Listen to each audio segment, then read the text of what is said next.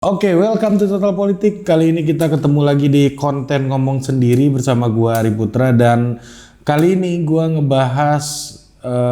akan ngebahas sebuah tema yang merupakan pertanyaan dari penonton Total Politik atau masyarakat Total Politik. Sebelum ke situ, gua ingin jualan dikit promosi kaos Total Politik, merchandise official Total Politik. Langsung saja dicek di sini. Oke, konten ngomong sendiri hari ini gue mau ngebahas sebuah pertanyaan dari penonton Total Politik. Seperti yang gue udah bilang tadi di konten gue sebelumnya, ada pertanyaan dari kawan kita Brian Fikri Nugraha. Bang, request bang, kenapa partai nasionalis lebih populer daripada politik Islam di negara, terutama soal penentuan calon presiden gitu. Di konten sebelumnya dia komentar itu. Nih sebenarnya sudah lama mau gue bahas, tapi kelupaan terus, dan kebetulan lu Brian nanya. Terima kasih udah nanya dan nge-request tema ini. Dan pertama, pertanyaannya kenapa partai Islam susah punya capres gitu, terutama dalam konteks demokrasi belakangan ini ya gitu. Tapi kalau lu lihat dari dulu, sebenarnya sudah ada presiden dari partai Islam, yaitu Kiai Haji Abdurrahman Wahid atau Gus Dur. Kita pernah punya capres dari partai Islam juga, Pak Profesor Dr. Amin Rais, yang mencalonkan diri di pemilu 2004, yang mana beliau adalah ketua dari Partai Amanat Nasional. Itu dalam konteks lama sih sudah pernah terjadi. Kalau Gus Dur di pemilihan di MPR, kalau Pak Amin adalah pemilu pertama yang dilakukan dalam format pemilihan langsung. Nah, tapi sebelum ke situ gue mau ngebahas sedikit soal sejarah gitu ya. Sejarah soal partai Islam dan segmen pemilih Islam di Indonesia. Kalau lu pernah baca buku The Religion of Java atau Agama Jawa yang ditulis oleh Clifford Geertz, seorang antropolog, di situ terlihat bagaimana tradisi mengenai politik aliran itu sudah terjadi di Indonesia di masa awal-awal kita menjadi sebuah nation state gitu, menjadi sebuah negara yang merdeka. Jadi politik aliran terjadi, yang mana kita ini mayoritas Islam, hampir semuanya Islam, tapi Geertz menemukan ada 3 tipologi politik aliran, terutama di masyarakat atau kelompok Islam di masyarakat Jawa, di mana penelitiannya waktu itu dilakukan di daerah Jawa Timur. Geertz membagi tipologi abangan, santri, priai. Nah, ini tipologi yang sangat terkenal ketika kita berbicara masyarakat Islam di Indonesia. Tapi lebih daripada jenis-jenis tradisi Islamnya, Geertz menyoroti mengenai tradisi politik dari masing-masing tipologi ini. Kalau yang abangan itu cenderung memilih PKI, waktu itu Partai Komunis Indonesia. Yang priai cenderung memilih PNI. Yang santri itu cenderung memilih Masyumi. Waktu itu kalau nggak salah Partai NU belum ada gitu, masih satu dengan Masyumi, belum berpisah sama Masyumi. Nah, tapi lepas dari itu semua dan karakter orangnya, terus kebudayaan dari masing-masing tipologi tersebut, memahami Islam juga dibahas di situ, dan berikut dengan aliran-aliran politik yang mereka pilih, mereka jalani gitu. Ideologi-ideologi politik yang mereka jalani, di mana ketika itu di tingkat negara sedang terjadi yang namanya politik aliran juga, di mana setiap tokoh di tingkat negara itu punya preferensi politiknya masing-masing, walaupun ini semuanya Islam gitu ya, semuanya Islam, tapi memiliki ideologi politik yang berbeda-beda. Nah, politik aliran ini kaitannya dengan fase ideologis di dalam politik Indonesia gitu. Misalnya aliran Islam gitu, ada tokohnya Muhammad Ansir. Ada di aliran nasionalis itu ada Insinyur Soekarno. Bung Hatta juga masuk nasionalis, terus Bung Hatta sosialis, ada Sultan Syahrir juga masuk di aliran sosialisme. Nah, disinilah dinamika politik-politik aliran itu terjadi, di mana masing-masing partai politik, masing-masing aliran politik memiliki tokohnya, memiliki pemikir, dan kemudian juga memiliki referensinya di dunia internasional gitu. Dia menjadi sebuah jaringan internasional, nanti akan gue bahas gitu. Nah, balik lagi ke soal politik Islam, kita harus lihat, gue memiliki keyakinan gitu. Ini keyakinan gue, lu boleh setuju, boleh enggak, boleh lu kritisi di kolom komentar. Gue melihat bahwa pemilih di Indonesia itu terbagi atas 3 segmen utama gitu.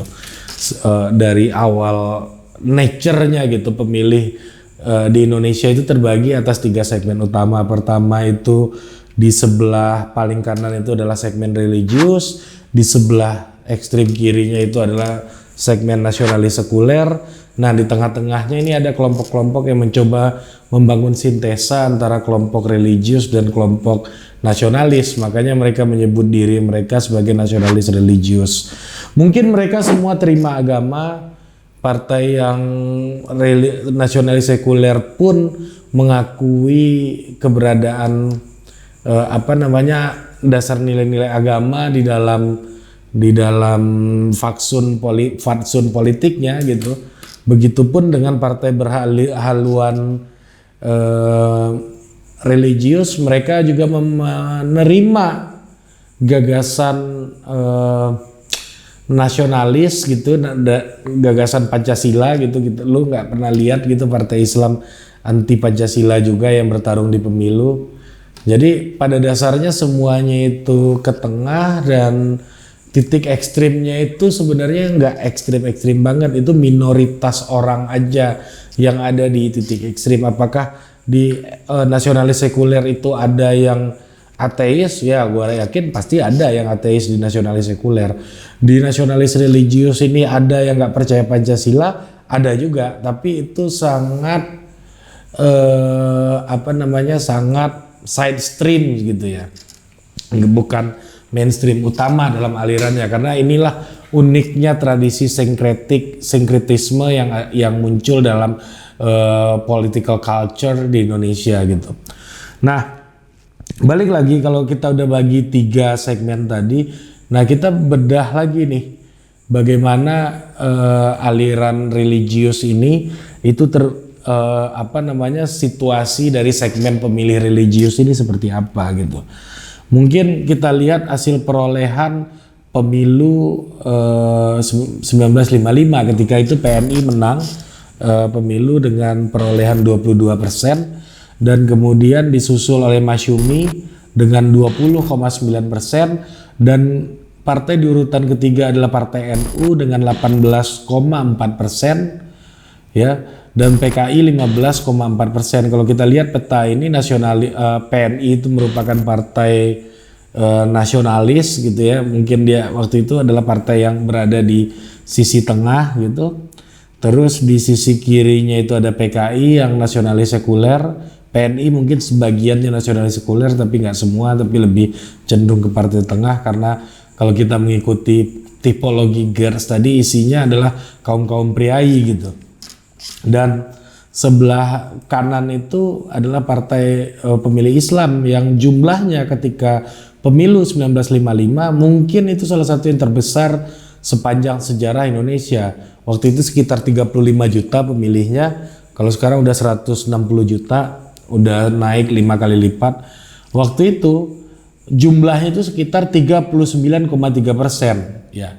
20,9 ditambah 18,4, 20,9 itu Masyumi, 18,4 itu Partai NU. Jadi segitu besarnya market dari pemilih religius gitu, pemilih segmen Islam di Indonesia di pemilu 55. Nah, tapi kalau kita lihat misalnya di pemilu 2019 gitu, jika kita jumlahkan semua capaian partai Islam, PKB waktu itu 9,69%, PKS 8,21%, PAN 6,84%, P3 4,52%, itu jumlahnya sekitar 29,26%. Yang mana jumlahnya 10% lebih sedikit dari pencapaian partai-partai Islam ketika pemilu 55. Jadi kita lihat gairah keislaman agama begitu heboh. Misalnya kita lihat ada kejadian 212 ormas Islam yang makin growth, yaitu FPI. Jelang 2019 ada kejadian melawan Ahok dan Anies menang ketika jelang pilkada 2017, yang mana itu capaian partai Islam di Indonesia, walaupun angka mutlaknya masih lebih besar, tapi capaiannya itu 10% lebih kecil daripada apa yang sudah dicapai di pemilu 1955 gitu. Jadi sebenarnya pemilih partai Islam di pemilu 2019 juga bisa dibilang ya nggak paling gede juga, nggak puncak-puncak amat, masih ada capaian yang lebih besar daripada itu ya pemilu 1955. Jadi kalau kita stretch gitu ya, pemilih nasionalis religius itu religius itu paling tinggi itu 39. Let's say paling rendah itu 29 ya, kita ambil nilai tengahnya itu 30-35% di dalam segmen pemilih Indonesia. Sisanya mana? Sisanya yaitu antara nasionalis religius, partai tengah tadi, dan juga partai nasionalis sekuler yang partai yang sebelah sayap kirinya tadi, yaitu mencapai angka sekitar 65% gitu. Jadi kalau lo berbicara masalah apakah partai Islam bisa punya capres, ya ternyata agak sulit karena jumlah segmen pemilih Islam itu cuma sekitar 35% maksimal gitu sepanjang sejarah Indonesia, dan bahkan kemarin cuma 29% gitu. Jadi tidak mengherankan apabila probabilitasnya lebih kecil daripada kandidat-kandidat yang muncul dari partai nasionalis religius, segmen nasionalis religius, atau dari segmen nasionalis sekuler gitu. Kalau partai di nasionalis sekuler lu udah tahu lah, misalnya contohnya PDIP, PSI gitu. Kalau partai nasionalis religius banyak kan, Golkar, Nasdem, terus apalagi tuh, Golkar, Nasdem, dan Demokrat, Gerindra gitu tuh masuk semuanya di situ tuh. Nah begitu. Nah tadi juga gue bilang kenapa agak susah punya capres ya. Dulu ada Pak Amin dan Gus Dur, tapi waktu itu sistem pemilihannya sangat berbeda gitu. Bukan sistem pemilihan tapi zeitgeist gitu. Semangat zamannya sangat berbeda. Pemilu di masa Pak Amin dan Gus Dur, yang mana Gus Dur dipilih oleh MPR, dengan apa yang terjadi di beberapa tahun belakangan. Coba kita lihat telaah gitu politik Orde Lama misalnya. Eranya Orde Lama seperti yang tadi gua sempat singgung itu adalah politik aliran. Semua konsep gagasan ideologi itu muncul karena konteksnya ketika itu ada majelis konstituante gitu, misalnya salah satunya yang ingin merumuskan ulang UUD 45 di mana semua aliran gitu datang untuk mempengaruhi dasar negara gitu. Jadi ada pemikir-pemikir gitu yang punya kaitan dengan dunia internasional, misalnya yang Islam tidak lepas dari jaringan-jaringan intelektual di dunia Islam, atau yang kiri gitu seperti Sultan Syahrir atau PKI ketika itu tidak lepas juga dari dunia partai kiri. Misalnya let's say Sultan Syahrir bergabung di asosiasi partai-partai kiri dunia, yang mana waktu itu dia mengkritik kebijakan Soviet yang melakukan penjajahan terhadap negara-negara kecil di sekitarnya. Mana ada Marxis yang melakukan penjajahan sesama umat manusia gitu misalnya, kritiknya Sultan Syahrir. Karena ketika Orde Lama itu orang berbicara ideologi siapa yang paling kafah gitu. Jadi perdebatannya siapa yang paling kafah ya, salah satunya yang muncul adalah bagaimana kelompok Islam yang mayoritas ingin melaksanakan Piagam Jakarta gitu, ada syariat Islam bagi pemeluk agama Islam gitu misalnya. Jadi Sultan Syahrir pun waktu itu mengkritik bagaimana Soviet gitu mengimplementasikan Marxisme, Leninisme yang dia anggap tidak kafah lagi gitu. Nah, jadi era itu adalah era ideologi karena waktu itu masih dekat dengan perumusan dasar negara, konsep bernegara, kita sebagai negara muda, negara baru gitu ya.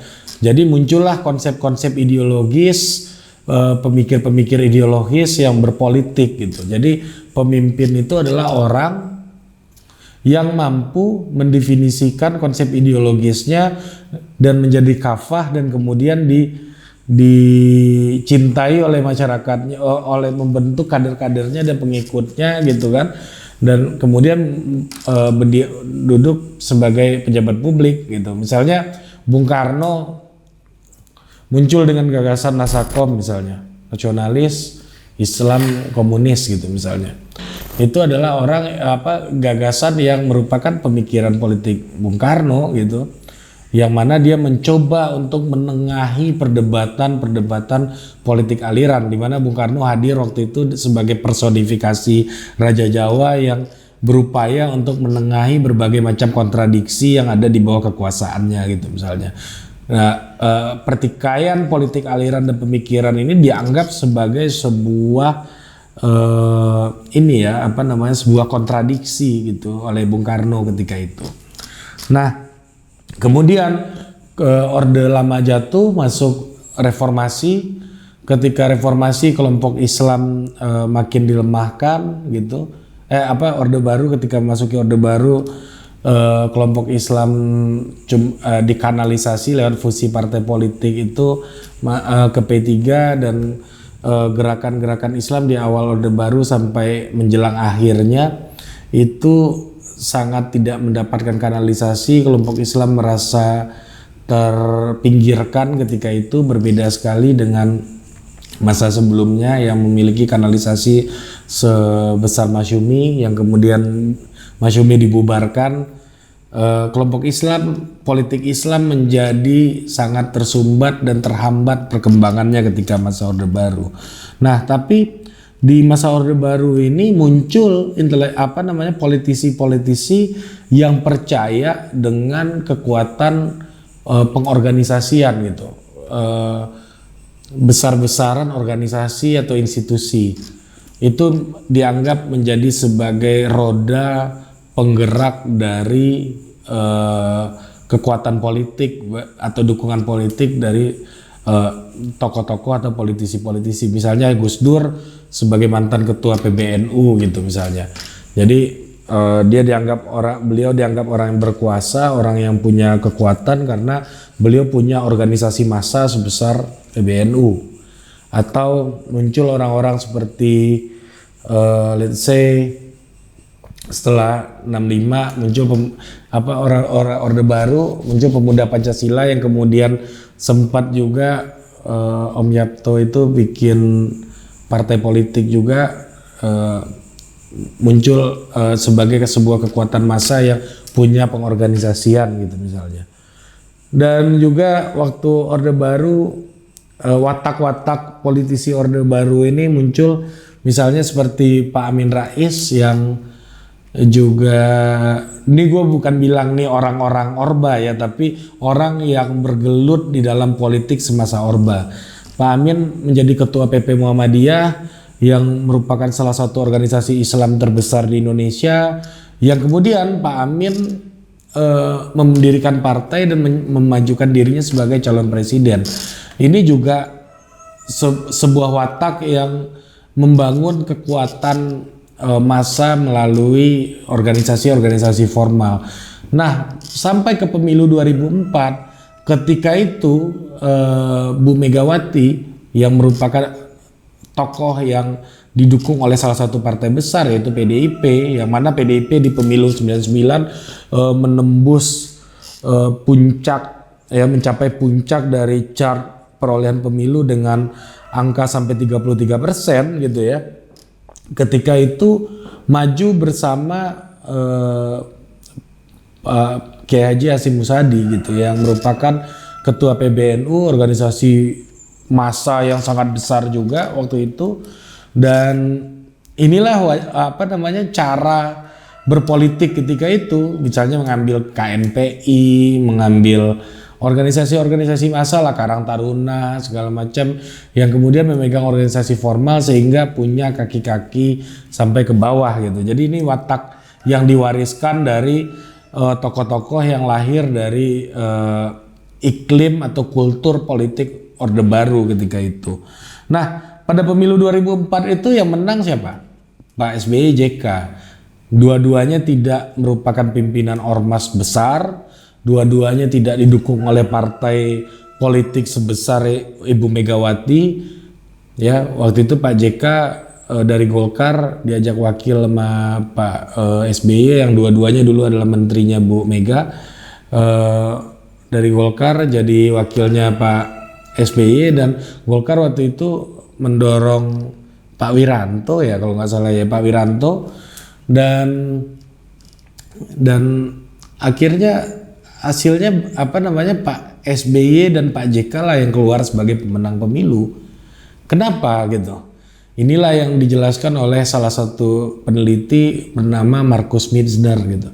Markus Mizner melihat bahwa ketika itu SBY, JK ini sudah mulai sadar dengan political behavior, karena waktu itu adalah pemilu presiden langsung pertama gitu, dan dimana kalau pemilu presiden langsung artinya pemilih harus benar-benar diketahui bagaimana perilaku pemilih-pemilih ini, sehingga setiap pesan kampanye dan gagasan yang dibawa itu memiliki relevansi terhadap kehendak atau keinginan dari calon pemilih. Nah, itu yang dilakukan oleh Pak SBY dan Pak JK, dan ketika itu dengan pesan-pesan kampanyenya dan dengan berbagai strategi kampanye dan tokoh-tokoh yang diakuisisi, Mizner mengatakan bahwa walaupun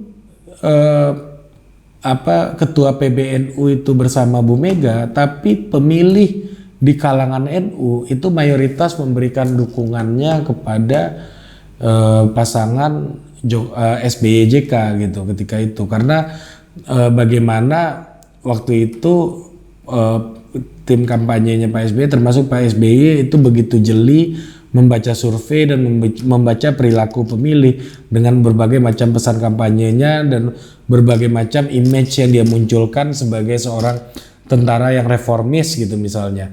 Dan ini sebagai sebuah awal yang baru dalam marketing politik gitu misalnya di tahun 2004 tersebut.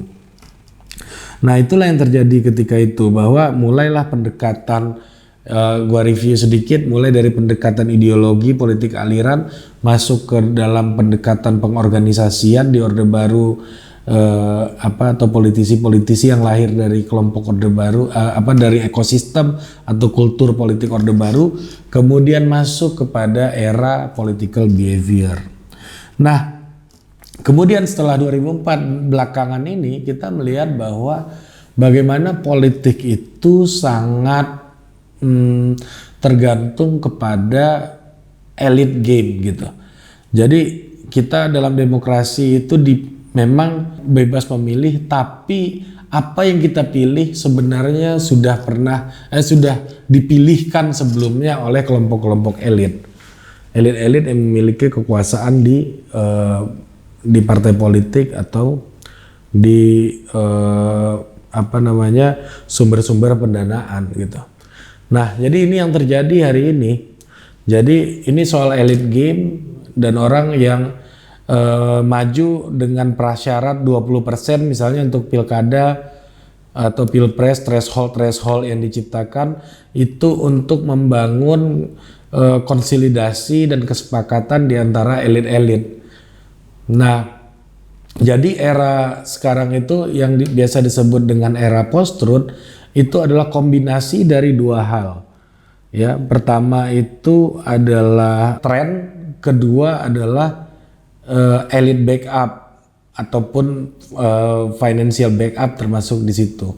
Jadi tokoh-tokoh yang bertarung di dalam pertarungan elektoral adalah orang-orang yang mampu menunjukkan garansi bahwa dia memiliki elite backup gitu ya backupan dari elit, baik itu elit politik yang menjamin dia mendapatkan rekomendasi partai politik, atau elit finansial gitu ya yang menjamin dia memiliki dukungan finansial untuk terlibat dalam pertarungan politik. Jadi ini salah satu variabel. Variabel keduanya adalah tren. Jadi bagaimana dia muncul sebagai tokoh populer yang mampu untuk riding the wave atau masuk atau memahami tren-tren yang berkaitan dengan sentimen mayoritas, yang mana itu sentimen mayoritas itulah yang kemudian memberikan dukungan di dalam pertarungan politik gitu. Ini agak berbeda gitu dengan era politik aliran. Ketika dulu misalnya Muhammad Natsir itu jelas tokoh Islam, track record keislamannya bisa dicek gitu ya. Maksud gua track record keislaman, beliau menulis pemikiran Islam, Capital Selectanya soal pemikiran Islam gitu misalnya. Itu bisa dicek track record beliau sebagai public intellectual on Islam di Indonesia ketika itu, dan memang punya jaringan dengan berbagai macam intelektual dan politisi yang berada dalam tradisi pemikiran Islam. Tapi hari ini itu situasinya udah sangat berbeda gitu. Ya kita contohkan Mas Anies dan Bang Sandi ketika pemilu DKI 2017, atau Pak Prabowo dan Bang Sandi di pemilu 2019. Dua-duanya didukung oleh partai Islam ketika itu, yaitu PKS misalnya. Dan PKS PAN untuk di Pilpres, PAN dukung Pak Prabowo dan Bang Sandi. Tapi dua orang ini bukan seperti Muhammad Natsir yang punya track record keislaman yang kemudian didorong oleh Masyumi gitu sebagai pemimpin gitu. Nah, tapi dua orang ini tidak punya track record keislaman, tetapi mampu untuk memenuhi dua variabel tadi. Pertama, punya backup elit, yaitu political backup, yaitu mereka udah punya dukungan partai yang sangat established gitu ya. Dan yang kedua, dua orang ini Pak Prabowo dan Bang Sandi itu punya backup finansial, yang mana dibicarakan Bang Sandi gitu yang menjadi salah satu sponsor utama dalam kandidasi tersebut gitu. Nah, kemudian Bang Sandi dan Pak Prabowo mampu membaca tren yang terjadi. Waktu itu 212 lagi naik gitu misalnya. Terus isu keagamaan lagi kencang, isu kelas bawah lagi kencang, yang mendapatkan kesulitan dalam kebijakan ekonomi pemerintahan Jokowi JK ketika itu. Nah, dua-dua ini dikombinasikan sehingga mereka dianggap mampu menjadi representasi kelompok partai pendukungnya di dalam kontestasi presiden gitu. Begitupun Pak Jokowi gitu ya, membaca tren juga dan mampu melakukan elite consolidation, backup elite, baik itu elite politik maupun elite finansial gitu. Nah, kemudian membaca tren yang mana Pak Jokowi melakukan itu dengan membangun sentimen kelas menengah gitu misalnya dengan kampanyenya, dan Pak Prabowo waktu itu membangun sentimen arus bawah dan keislaman gitu. Nah, jadi ini dua paradigma yang berbeda, tapi dalam konteks ini dua-duanya menjadi pilihan elit yang merupakan sebagian dari elit, orang-orang yang dipilih oleh elit untuk kita pilih bersama-sama gitu. Ya, syaratnya 2 variabel tadi. Nah, makanya balik ke pertanyaan di awal tadi ya, kenapa Partai Islam itu tidak punya calon ya? Menurut gua tidak mampu untuk memenuhi 2 elemen tadi, 2 variabel tadi, bahwa kelompok Islam itu tidak bisa, tokoh-tokohnya tidak mampu membaca tren. Mungkin mereka baca tren dalam segmen mereka aja, tapi tidak bisa membaca tren yang lintas segmen gitu, atau tidak dianggap sebagai representasi dari tren yang terjadi di antara berbagai macam segmen gitu. Karena warna keislamannya membuat dia kurang fleksibel untuk dianggap sebagai seorang tokoh yang lintas segmen. Dan yang kedua, tidak punya elit backup, political backup dan financial backup yang lebih mumpuni daripada tokoh-tokoh yang berada di partai beraliran nasionalis religius atau nasionalis sekuler gitu. Jadi mereka tidak terhubung dengan elit backup yang ada di dalam core politiknya Indonesia gitu. Nah, misalnya kita contohkan di Pilkada DKI Jakarta 2017 yang lalu, misalnya Mas Anies dan Bang Sandi didukung seperti yang tadi kita singgung, ya dua-duanya banyak yang menuduh Bang Anies dan Bang Sandi menggunakan sentimen agama. Ya, mungkin sentimen agama menjadi salah satu tren ketika itu harus diakui. Dia menjadi salah satu tren karena memang waktu itu lawannya adalah Pak Ahok gitu, yang merupakan kelompok minoritas yang berkuasa gitu.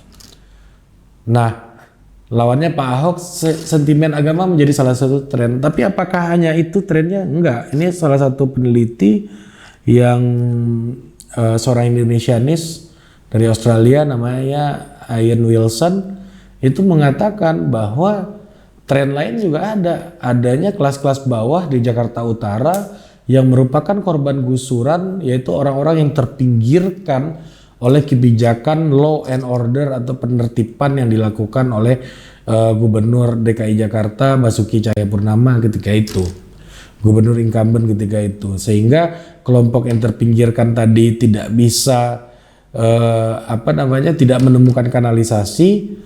Yang biasanya mereka itu memberikan dukungan misalnya kepada calon yang didukung oleh PDIP, yang mana itu adalah partai yang memiliki image wong cilik itu misalnya.